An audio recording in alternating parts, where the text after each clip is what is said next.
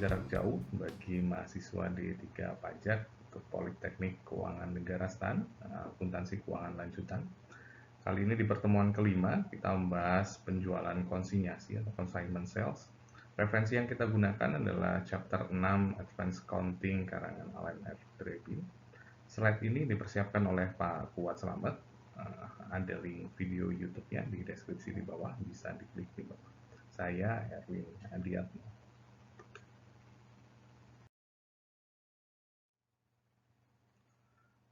Pokok pembahasan di pertemuan kali ini ada 3 hal setidaknya yang akan kita bahas. Yang pertama yaitu terkait dengan pengertian konsinyasi, apa itu konsinyasi. Kemudian akuntansi konsinyasi, baik bagi consignee atau consignor. Kita akan bahas di slide berikutnya untuk membahas siapa itu consignee dan siapa itu consignor.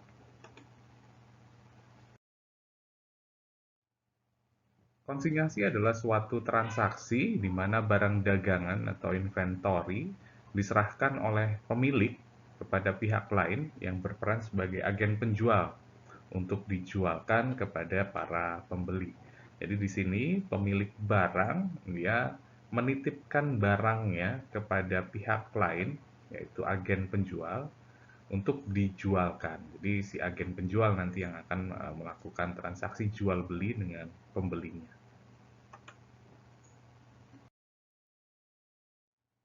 Analoginya seperti ini, jadi ada pihak yang menerima barang dan pihak yang menyerahkan barang. Jadi pihak yang menyerahkan barang kita sebutnya adalah consignor. Jadi dia menyerahkan barang kepada penerima barang. Penerima barang ini adalah kita sebut consignee atau factor atau commission merchant. Di sini hanya fisik barang yang berpindah dari consignor ke consignee, tapi hak atas kepemilikan barang itu belum berpindah, jadi masih dimiliki oleh consignor. Maka akan ada perlakuan akuntansi yang sedikit berbeda dibandingkan dengan transaksi-transaksi penjualan pada umumnya, baik itu penjualan tunai, penjualan kredit, maupun penjualan cicilan yang minggu lalu kita bahas.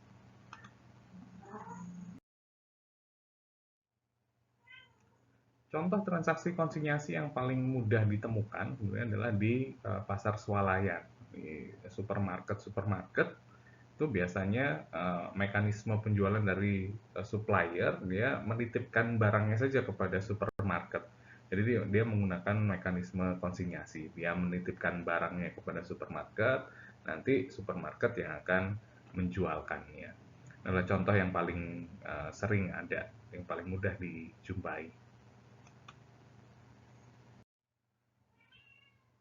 Pada perkembangan teknologi modern saat ini, sebenarnya pertanyaan yang menarik yang kita bisa bahas adalah apakah penjualan melalui situs jual beli online atau e-commerce atau marketplace, banyak sekali sekarang marketplace, Tokopedia, Shopee, Bukalapak, Alibaba, apakah itu merupakan bentuk penjualan konsinyasi?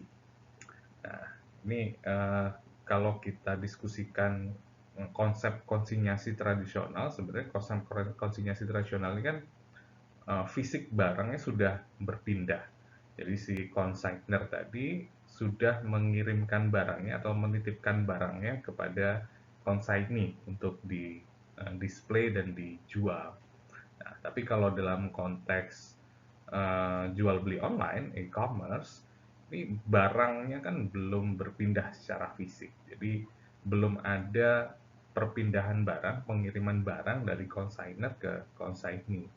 Yang ada biasanya hanya cuman iklannya atau tampilan gambar barangnya saja, tapi barangnya itu sendiri masih berada di consignor.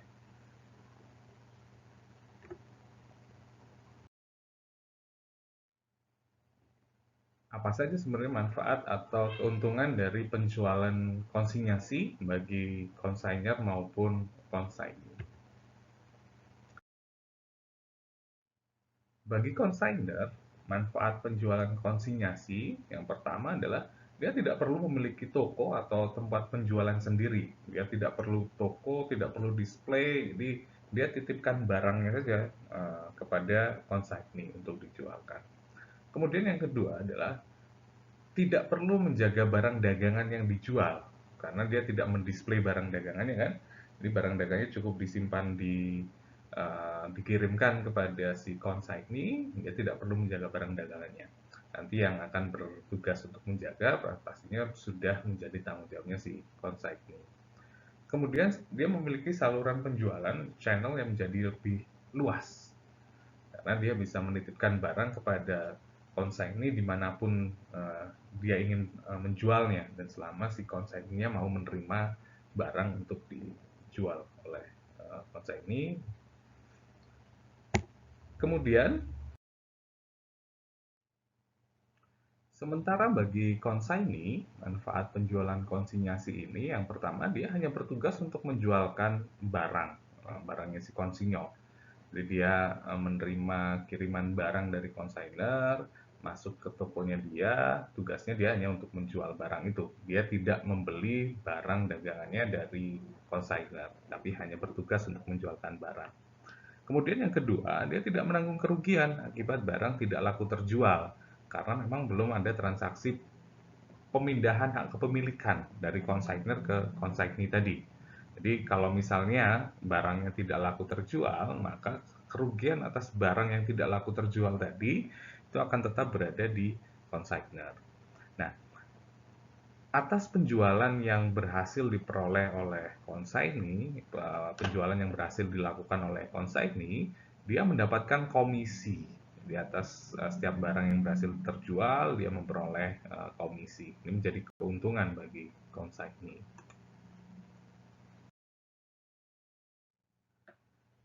Nah, akuntansi konsinyasi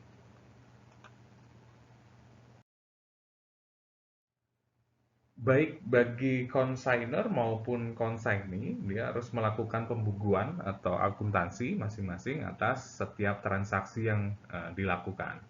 Jadi faktor-faktor yang membedakan penjualan konsinyasi dari penjualan biasa harus ada, baik pada saat penyerahan barang maupun transaksi lainnya.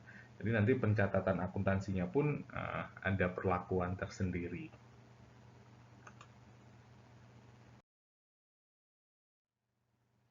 Baik bagi konsignor maupun konsignee, dia harus mencatat transaksi konsinyasi ini, penjualan konsinyasi ini.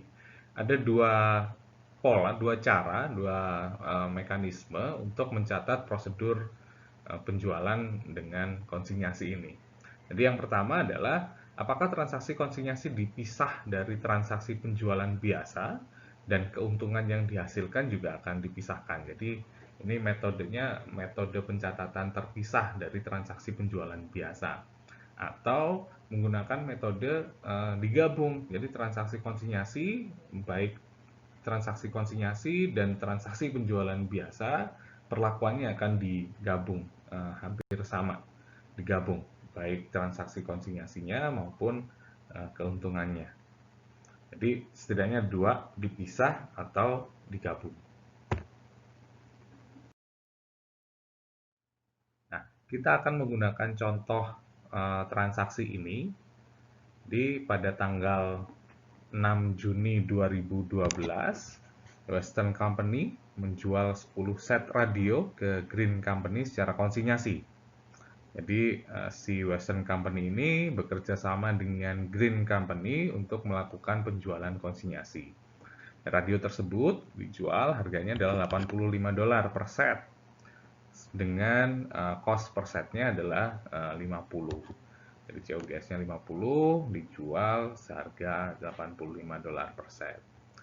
Konsignee di sini berarti Green Company, dia akan mendapatkan komisi 20% dan diperkenankan untuk menagihkan atau melakukan reimburse atas segala biaya transportasi yang dikeluarkannya. Jadi komisi 20% adalah 20% dari nilai penjualannya, dari sales-nya. Nah, pada tanggal 24 Juli 2012, Green mengirimkan uang tunai ke konsignor dengan rincian sebagai berikut. Jadi tanggal 24 Juli 2012 ini si Green sudah berhasil menjual seluruh barang konsinyasinya. Jadi ini adalah catatan yang dibuat oleh Green dan dikirimkan uangnya ke consignor. Jadi sell 10 set, harganya tadi $85 per setnya.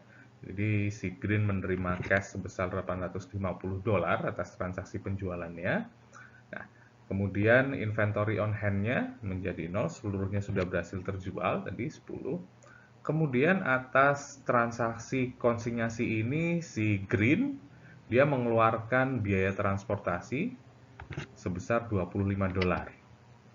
Kemudian tadi consignee Green mendapatkan komisi 20% dari penjualan. Ya, 20% dari 850 sebesar 170. Jadi hak yang diklaim atau biaya yang diklaim oleh Green, oleh consignee, totalnya sebesar 195. $25 ditambah dengan komisi $170. Sehingga totalnya 195, sehingga uang yang dikirimkan oleh Green kepada Western Company atas transaksi penjualan konsinyasi ini adalah sebesar 655. Jadi balance-nya 655 dikirimkan ke Western 655 sehingga saldonya 0. Selesai transaksinya. Nah, pencatatannya seperti apa?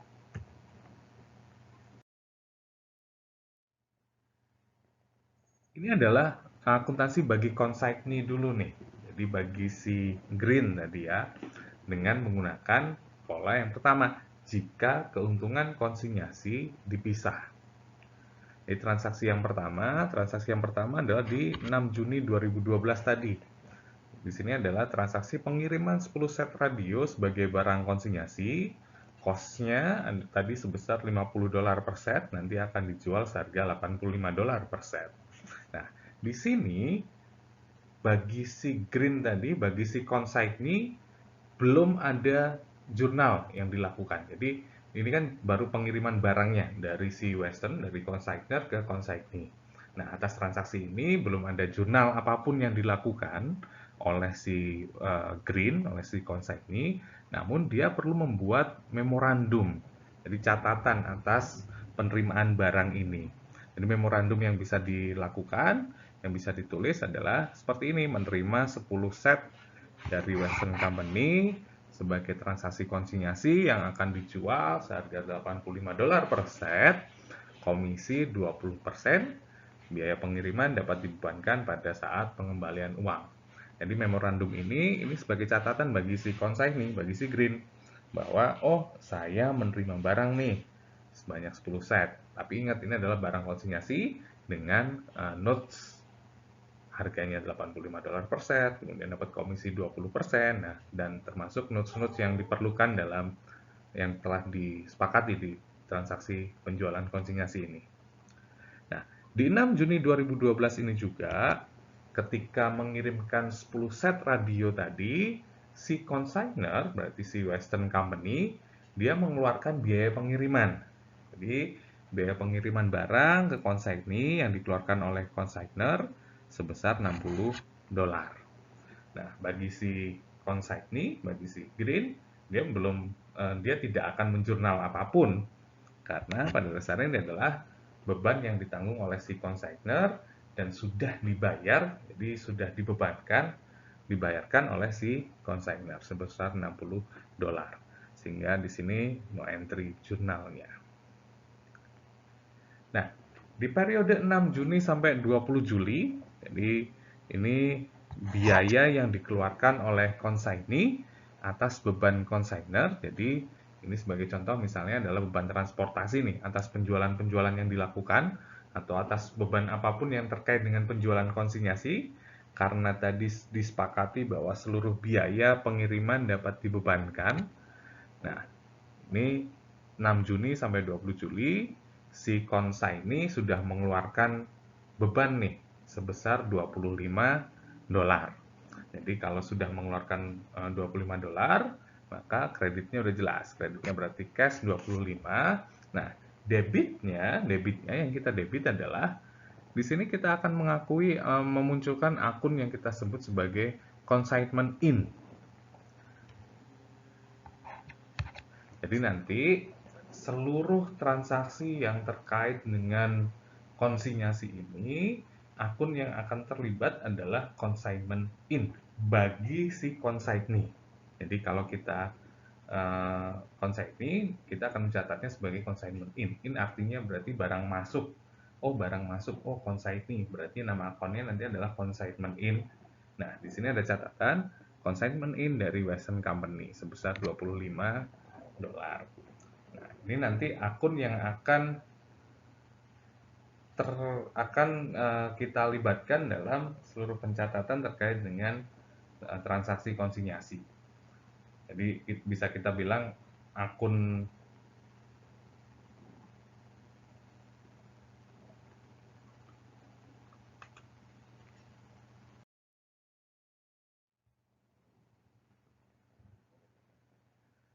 Nah, selain mengeluarkan beban transportasi tadi, ya, jadi tadi mengeluarkan beban transportasi sebesar $25.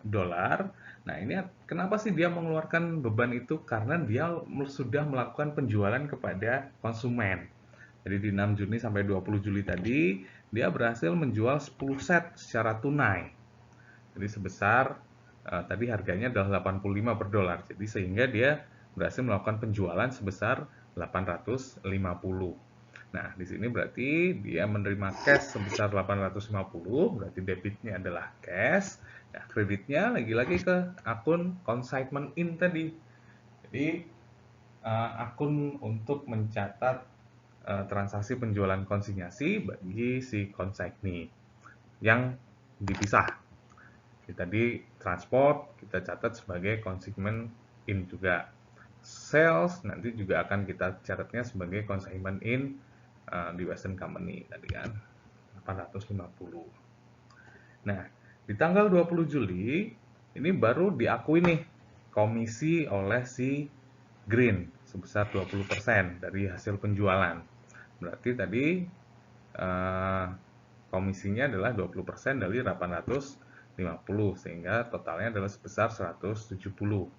Nah, kreditnya mengakui komisi, jadi mengakui pendapatan, berarti akan mengakui adanya income sebenarnya.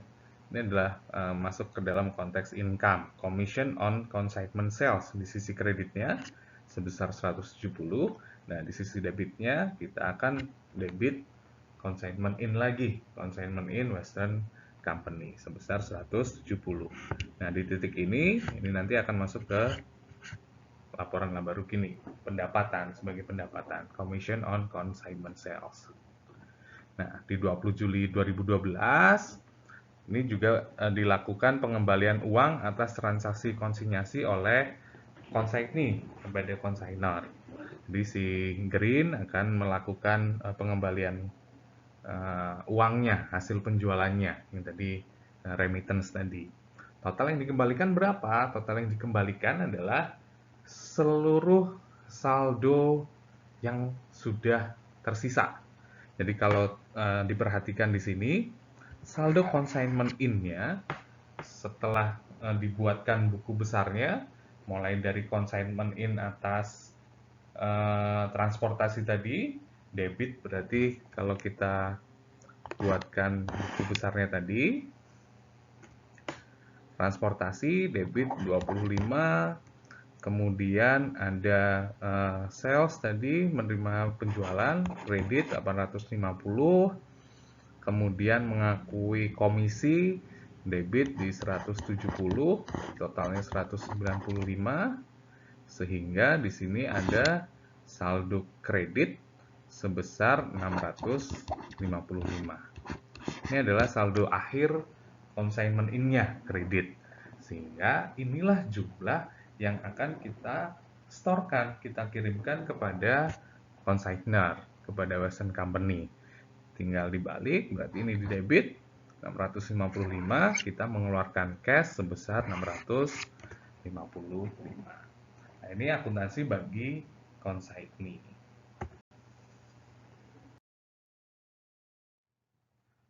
Nah, Dari sisi konsignor seperti apa perlakuan akuntansinya?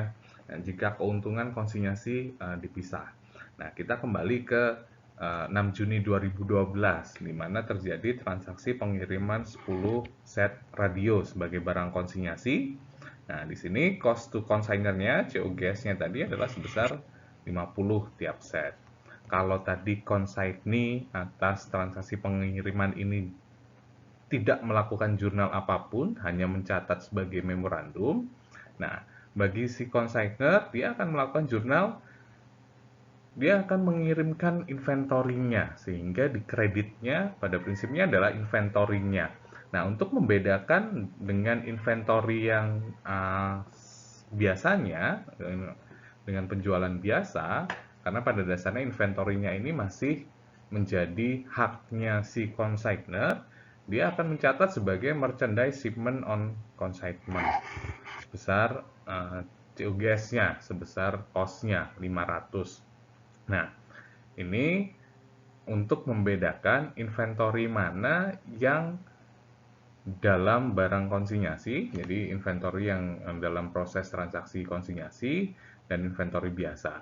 Inventorinya sudah tidak ada di gudangnya si consignor, makanya kalau nanti dilakukan cek fisik atas inventory, nah bisa dipisahkan. Oh, berarti masih ada inventory merchandise shipment yang dalam konsinyasi, masih menjadi haknya konsinyur, tapi tidak ada di gudang, adanya di tempatnya si consignee. Nah, debitnya apa? Debitnya karena belum terjadi transaksi penjualannya, cash-nya belum ada, piutangnya juga belum muncul, tapi baru konsinyasi.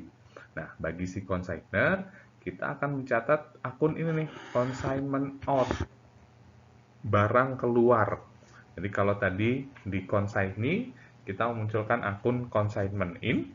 Nah, di sisi consignor, kita akan memunculkan akun untuk mencatat seluruh transaksi yang terkait dengan konsinyasi ini, kita sebutnya sebagai consignment out. Nah, di sini karena si consignee-nya green, kita mencatat untuk melakukan identifikasi. Kalau barangkali misalnya consignee-nya bisa lebih dari satu, banyak, puluhan, ratusan bisa jadi.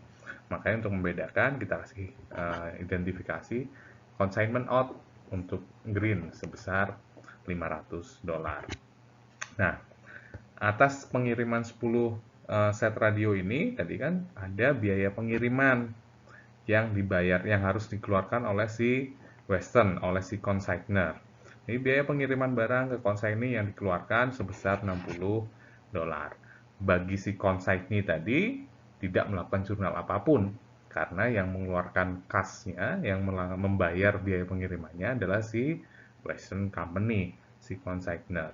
Nah, bagi si consignor, dia akan mencatat, oh saya telah mengeluarkan uang, berarti kreditnya adalah cash, sebesar $60. Nah, di debitnya kita akan mencatat sebagai consignment out, sebesar $60. Nah, berikutnya, di 6 Juni sampai dengan 20 Juli tadi, ada biaya-biaya yang dikeluarkan oleh consignee atas beban consignor sebesar $25 berupa transport sebenarnya. Nah, di sini tadi, kalau consignee atas ini, atas transaksi ini, dia menjurnal, mengakui sebagai consignment in Western Company pada cashnya kredit. Nah, bagi si consignor, dia tidak akan melakukan jurnal apapun atas transaksi ini. Belum melakukan jurnal lebih tepatnya. Karena ini yang membayar tadi adalah consignee yang nantinya akan di reimburse. Di titik ini belum dilakukan jurnal apapun oleh si consignor.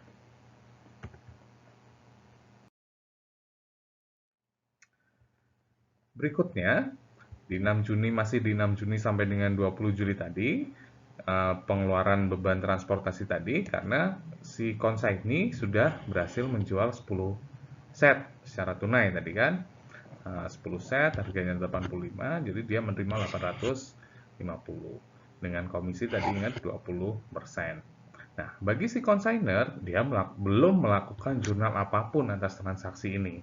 Jadi transaksi ini murni hanya pihak consignee yang melakukan pencatatan. Jadi si consignor mungkin bisa jadi belum tahu kalau barangnya sudah berhasil terjual, sehingga transaksi ini belum dilakukan pencatatan oleh si consignor. Termasuk ada pengakuan komisi tadi yang diakui oleh consignee, bagi si consignor juga belum melakukan jurnal. Nah, consignor baru akan melakukan jurnal ketika sudah ada laporan dari consignee tadi, berupa pengembalian uang tadi, ada remittance tadi, di 20 Juli ada pengembalian uang atas transaksi konsinyasi kepada oleh consignee kepada consignor. Dia mengembalikan uang sebesar $655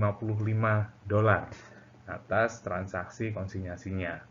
Sehingga kita lihat, jadi di sini dia menerima cash, dari debitnya cashnya adalah sebesar 655. Nah, 655 ini pada dasarnya adalah dari transaksi sebanyak 10 set radio dengan harga 85. Jadi consignment out-nya ini adalah transaksi consignment out sebesar 850 seharusnya. Dicatatnya adalah berarti cash 655 debit, kemudian kreditnya adalah consignment out 850. Nah, ada selisih sebesar 195. Nah, kita juga akan mencatatnya tetap sebagai consignment out green. Ini hanya untuk membedakan, untuk mengidentifikasi bahwa atas transaksi penjualan sebanyak 10 set dengan harga sejumlah $850 ini ada beban, jadi ada biaya yang harus ditanggung, yang harus dikeluarkan sebesar $195, sehingga si consignor, si Western Company hanya mencatat penerimaan cash sebesar 655. Nah, di sini setelah ini baru kita akan menghitung berapa sih sebenarnya consignment income bagi si consignor.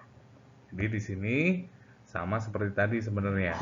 Kita tinggal lihat buku besarnya si consignment out. Jadi kalau kita lihat buku besar consignment out tadi, nanti saldo akhirnya kalau hitung kembali pasti akan sejumlah debit sejumlah 95. Kredit sebesar 95. Sehingga akan kita debit sebesar 95 dan mengakui adanya income sebesar 95. Nah, ini adalah akuntansi bagi consignee dan consignor jika keuntungan konsinyasinya dipisah. Jika transaksinya memang dipisahkan dari penjualan biasa.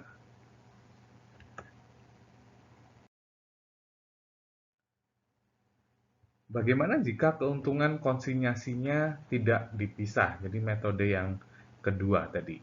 Nah, pertama ini adalah akuntansi bagi consignee, bagi si green tadi ya. Berarti jika keuntungan konsinyasinya tidak dipisah. Jadi kalau tidak dipisah, kita kembali lagi ke contoh yang awal tadi, di 6 Juni 2012 terjadi transaksi pengiriman 10 set radio sebagai barang konsinyasi, cost-nya 50, harganya tadi 85 tiap set. Nah, di sini sama seperti yang dipisah tadi, bagi si consignee, dia tidak akan melakukan jurnal apapun, tapi baru membuat memorandum. Menerima 10 radio set dari Western Company sebagai transaksi konsinyasi yang akan dijual sebesar $85 per set. Komisi 20%, seluruh biaya pengiriman dapat dibebankan kepada consignor saat pengembalian uang. Nah, termasuk di sini ada biaya yang dikeluarkan oleh consignor sebesar $60 atas pengiriman barang kepada consignee. Nah, bagi consignee dia tidak akan melakukan jurnal apapun, sama seperti yang keuntungan konsinyasi dipisah tadi. Nah, Di 6 Juni sampai dengan 20 Juli 2012 ada biaya yang dikeluarkan oleh consignee.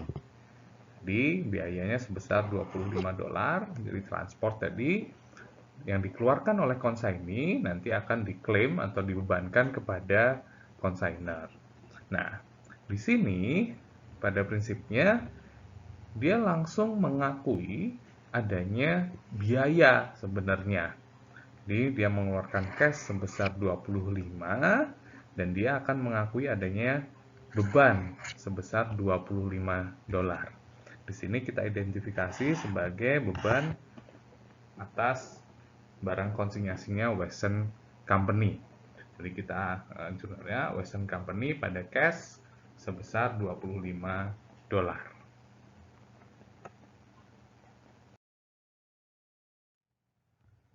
Di 6 Juni sampai dengan 20 Juli tadi, kenapa ada biaya pengiriman sebesar $25 yang dikeluarkan oleh si consignee? Karena ada transaksi penjualan, sebenarnya ada transaksi penjualan sebanyak 10 set secara tunai. 10 kali harganya tadi per setnya adalah 85, sehingga totalnya adalah 850. Nah, perbedaannya ada di sini antara yang dipisah dengan tidak dipisah tadi. Kalau yang dipisah tadi, kita akan mencatat ada akun consignment in. Jadi akun untuk memisahkan akun perantaranya tadi sebenarnya adalah consignment in bagi si consignee dan consignment out bagi si consignor. Nah, kalau tidak dipisah, maka perlakuannya hampir sama seperti penjualan biasa. Sehingga ketika terjadi transaksi penjualan, kita akan mencatat transaksi penjualan seperti biasa, cash pada sales sebesar 850. Nah, di titik inilah baru kita menjurnal mencatat seolah-olah ada transaksi pembelian inventory. Jadi makanya di sini ada jurnal purchases pada Western Company. Jadi purchases kita membeli barangnya kita kepada Western Company. Jadi masih berupa utang di sini sebenarnya belum dibayarkan. Nah, sebesar 680 ini dari mana sih sebenarnya? 680 ini adalah dari 850 tadi komisinya adalah sebesar 20%. 850 kemudian komisinya 20%, 20%-nya adalah sebesar 170.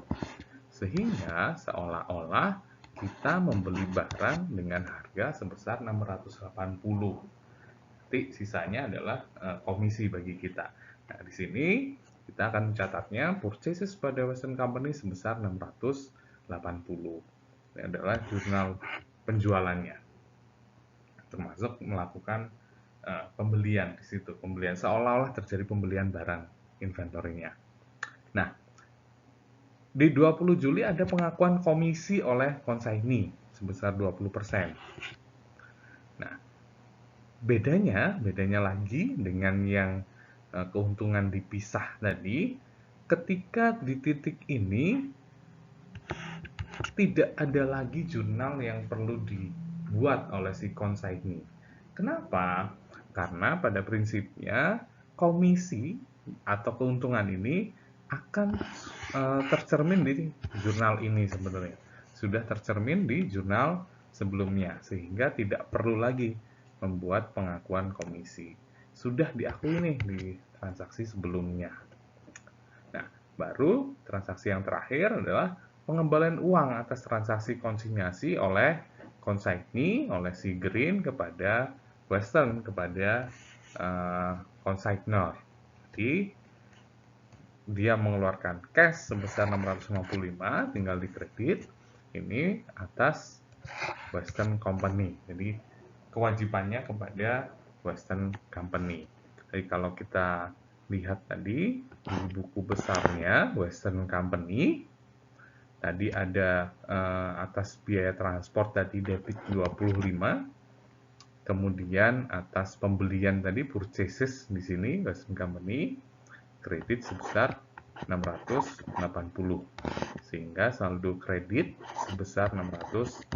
55. Inilah yang harus kita bayarkan kepada si Western Company. Sehingga di jurnal terakhir ini adalah debit Western Company pada cash sebesar 655.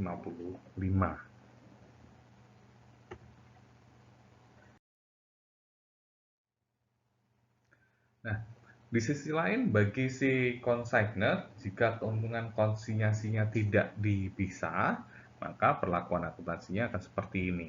Yang pertama, di 6 Juni 2012 ketika terjadi pengiriman 10 set radio tadi. Jadi di 6 Juni ada pengiriman 10 set radio sebagai barang konsinyasi dengan kos sebesar $50 tiap set.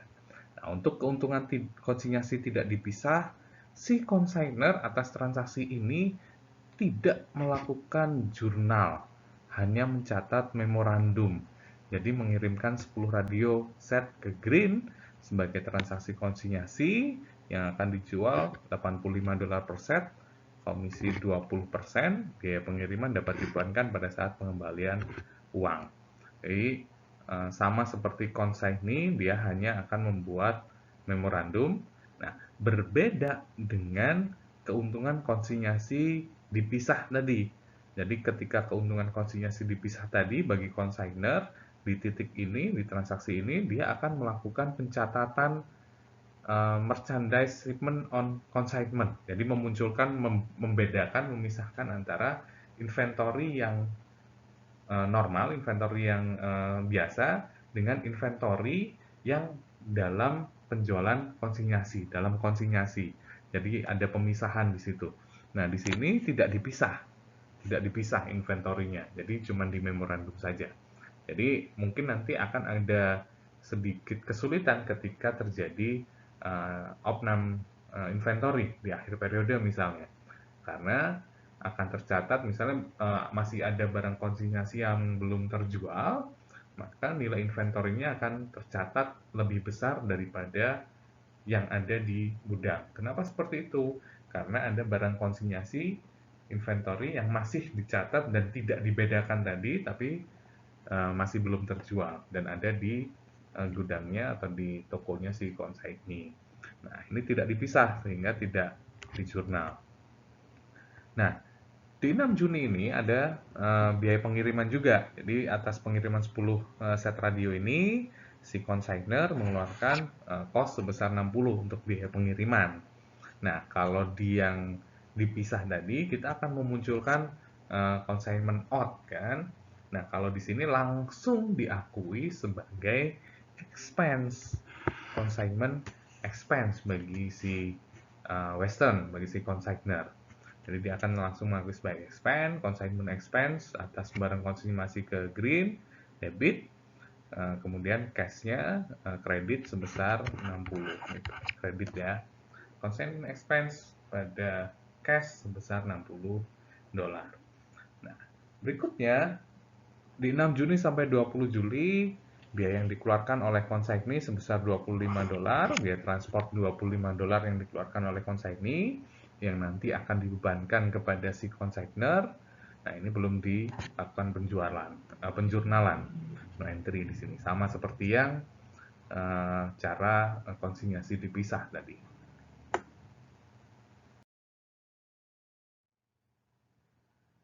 Sama halnya dengan transaksi yang menjual 10 set secara tunai tadi, 10 set harganya 85, totalnya 850. Bagi si consignor, dia akan belum melakukan jurnal apapun di titik ini. Sama juga di 20 Juli ketika ada pengakuan komisi, dia juga tidak melakukan jurnal apapun. Sama seperti yang tadi, jadi untuk consignor, ketika terjadi penjualan, ketika ada klaim komisi, selama itu belum dilaporkan oleh consignee kepada consignor, maka si consignor belum melakukan jurnal apapun, belum bisa melakukan jurnal apapun. Nah, jurnal baru dapat dilakukan ketika ada pengembalian uang nih atas transaksi konsinyasi oleh Green, oleh consignee kepada Western, kepada consignor. Di sini baru si consignor, si Western, menerima laporan hasil penjualan atas 10 set radio tadi. Nah, atas 10 set radio tadi, dia memperoleh cash, menerima cash sebesar $655, dan debitnya adalah cash. Ini adalah mengakui adanya sales. Salesnya akan diakui sebesar 850 bruto. Jadi harganya tadi 85 per set atas 10 set, sehingga total salesnya akan diakui sebesar 850. Kenapa dia hanya menerima 655? Karena ada beban komisi sebesar 20%, jadi 850 kali 20%, sehingga ada 170 yang jadi komisinya si consignee. Kemudian ada sebesar $25 biaya transport yang diklaim oleh si consignee, sehingga dia hanya menerima cash-nya sebesar 655. Jadi freight, commission, ini nanti akan menjadi beban yang akan muncul di laporan keuangan, laporan laba rugi. Begitu.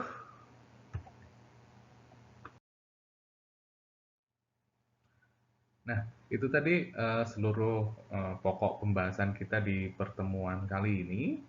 Cukup singkat, padat. Mudah-mudahan bisa dipahami semuanya.